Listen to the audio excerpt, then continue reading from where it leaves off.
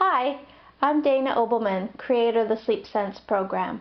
This week's question comes from Tony, and she writes, I have twin boys who share a room but not the same crib.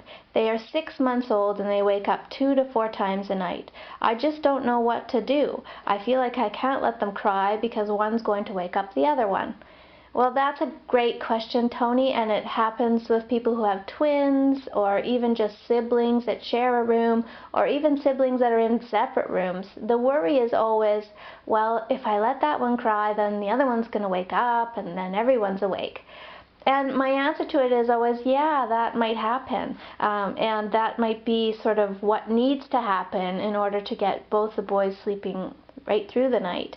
But first you want to back up, Tony, and have a look at how the boys go to sleep at bedtime. You want to make sure that there's a routine in place, whether it's a bath, PJs, a feeding, teeth brushing, whatever your routine is, it should be in the same order every night, and sleep shouldn't have started anywhere in the routine. So you don't want to nurse to sleep or rock to sleep. You want the routine to just be steps that lead to bed, and once they're in their cribs, that's where the falling asleep should take place.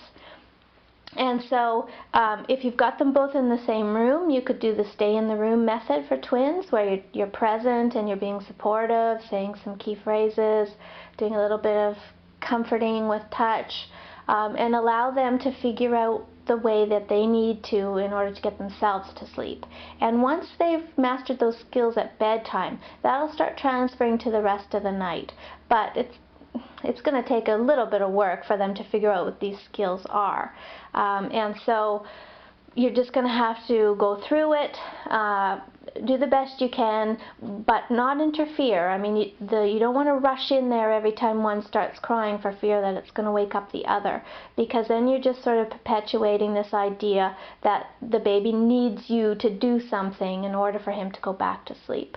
So it is challenging with two, it's definitely challenging with twins, but by 6 months there's really no reason why they shouldn't be sleeping through the night or pretty close to it. So I'd get started right away, Tony, so that the boys learn the skills they need for sleeping great.